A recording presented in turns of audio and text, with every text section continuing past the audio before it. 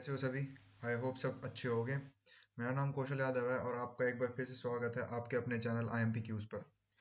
तो जैसे कि हमें पता है यूपी पुलिस की वैकेंसीज निकल चुकी हैं।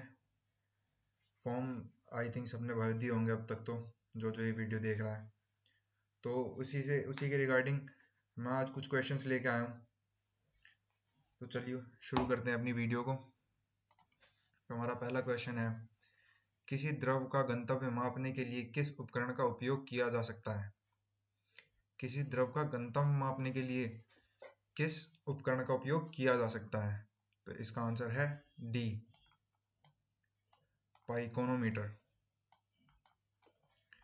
हमारा अगला प्रश्न है, केंद्रीय विश्वविद्यालय बाबा साहेब भीमराव अंबेडकर विश्वविद्यालय विद्या विहार किस शहर में स्थित है? किस शहर में स्थित है? इसका आंसर है डी, लखनऊ। लखनऊ में स्थित है। हमारा अगला प्रश्न है, उत्तर प्रदेश पुलिस का मुख्यालय कहाँ स्थित है? कहाँ स्थित है भाई? इसका आंसर है बी, प्रयागराज। प्रयागराज में स्थित है उत्तर प्रदेश पुलिस का मुख्यालय। हमारा अगला प्रश्न है, उत्तराखंड किस वर्ष अस्तित्व में आया? इसका आंसर है वर्ष 2000। उत्तराखंड 9 नवंबर 2000 को अस्तित्व में आया था। पहले ये उत्तर प्रदेश का ही हिस्सा था, पर 9 नवंबर 2000 को ये उत्तर प्रदेश से अलग हो गया और ये उत्तराखंड बन गया। हमारा अगला प्रश्न है, बरसाने की होली किसके साथ खेली जाती है? किससे खेली जाती है भाई बरसाने की होली? टमाटर से, दूध से, पत्थर से, लाठी से? वहाँ की होली बहुत फेमस है। वहाँ लठमार होली खेली जाती है बरसाने में।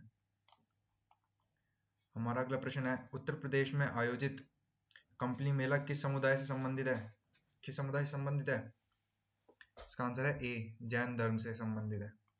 उत्तर प्रदेश में जो कंपली मेला लगता है ना, वो जैन धर्म से संबंधित होता है। हमारा अगला प्रश्न है, डैश भारत में कथक नृत्य के प्रतिपादक हैं? कौन है? इसका आंसर है सी, पंडित बिरजू महाराज। कथक नृत्य के प्रतिपादक हैं पंडित बिरजू महाराज। हमारा अगला प्रश्न है, निम्नलिखित में से कौन सा यूपी पुलिस विभाग की चयन प्रक्रिया के चरणों में से एक नहीं है? कौन सा यूपी पुलिस विभाग की चयन प्रक्रिया के चरणों में से एक नहीं है? इनमें से कोई एक ऐसा नहीं है जो यूपी पुलिस की विभाग की चयन प्रक्रिया में एक नहीं है। कौन सा है? इसका आंसर है डी, भाषा परीक्षण।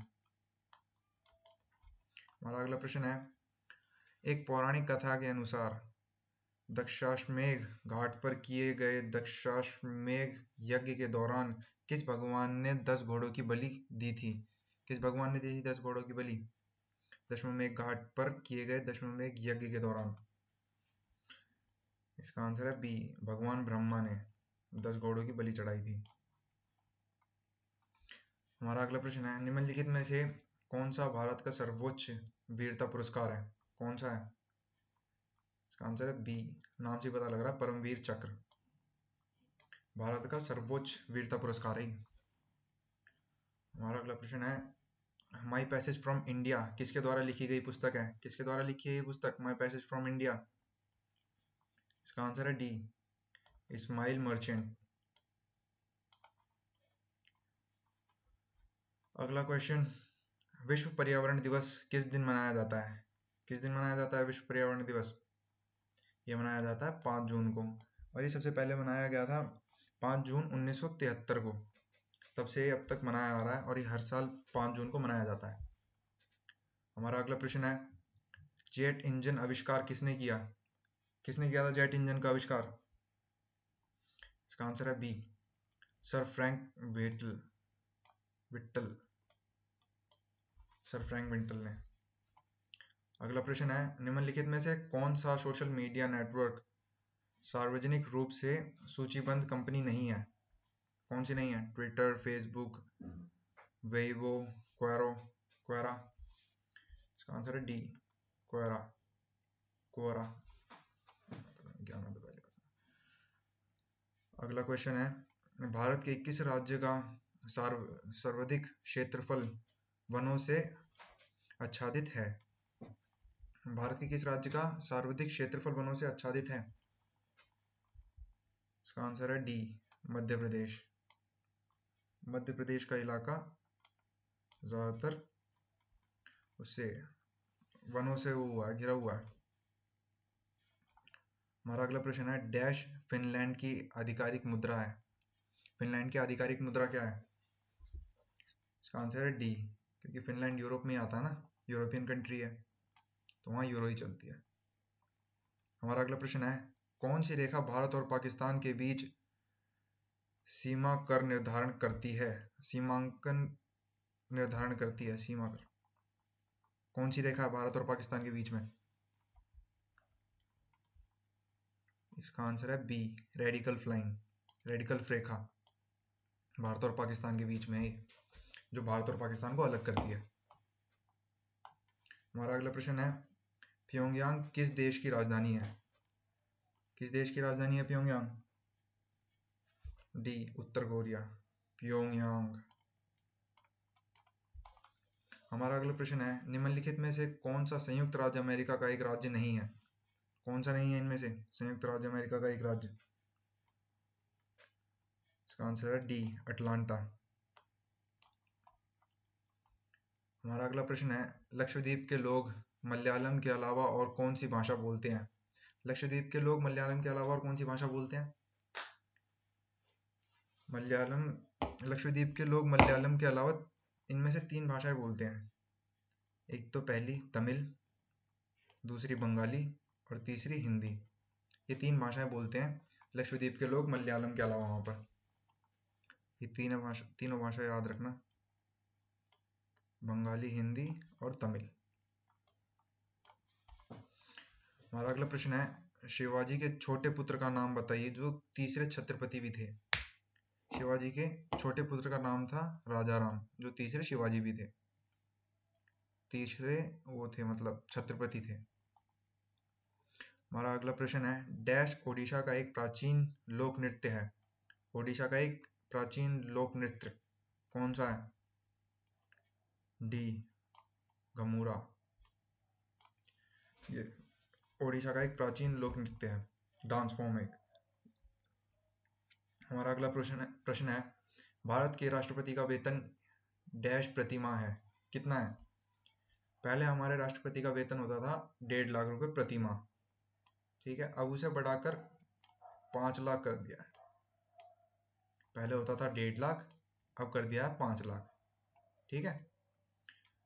अब हमारा अगला प्रश्न है, भारत अपने वार्षिक नारियल उत्पादन में डैश और इंडोनेशिया के बाद तीसरे स्थान पर आता है। किसके बाद आता है? भारत अपने वार्षिक नारियल उत्पादन में डैश और इंडोनेशिया के बाद तीसरे स्थान पर आता है। भारत नारियल उत्पादन पे तीसरे नंबर पे आता है, दूसरे पे आता है इंडोनेशिया। पहले पे कौन आता है? पहले पे आता है फिलीपींस, भारत तीसरे नंबर पे है।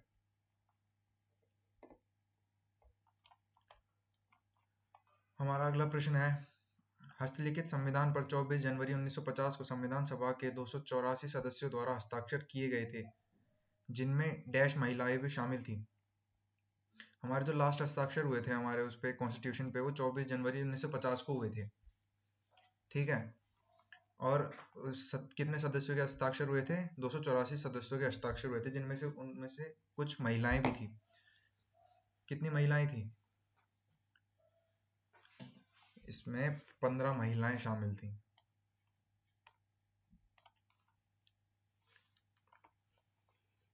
हमारा अगला प्रश्न है, काकोरी ट्रेन डकैती की कल्पना राम प्रसाद बिस्मिल और डैश ने की थी।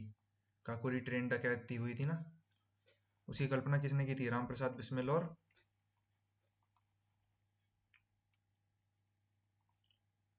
अशफाकुल्ला खान ने की थी।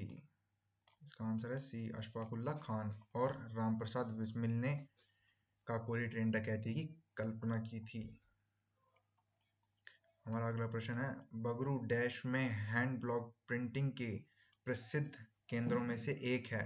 बगरू डैश में हैंड ब्लॉक प्रिंटिंग के प्रसिद्ध केंद्रों में से एक है, कौन सा है इसमें से? जम्मू और कश्मीर, राजस्थान, असम, केरल। आंसर है बी, राजस्थान। हमारा अगला प्रश्न है, आरबीआई द्वारा निर्धारित वर्तमान नकद आरक्षित अनुपात डैश प्रतिशत है। कितना है?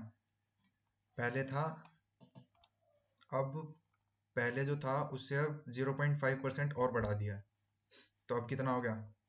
पहले था 4% और अब बढ़ा दिया उन्होंने 0.5% और बढ़ा दिया, तो कितना हो गया? 4.50%, 4.5%। हमारा अगला प्रश्न है, हवा महल का निर्माण 1799 ईस्वी में महाराज डैश द्वारा किया गया था। किसके द्वारा करवाया गया था? हवा महल का निर्माण 1799 में कौन से राजा थे? इसका आंसर है सी, सवाई प्रताप सिंह। सवाई प्रताप सिंह के द्वारा हवा महल का निर्माण करवाया गया था 1799 ईस्वी में।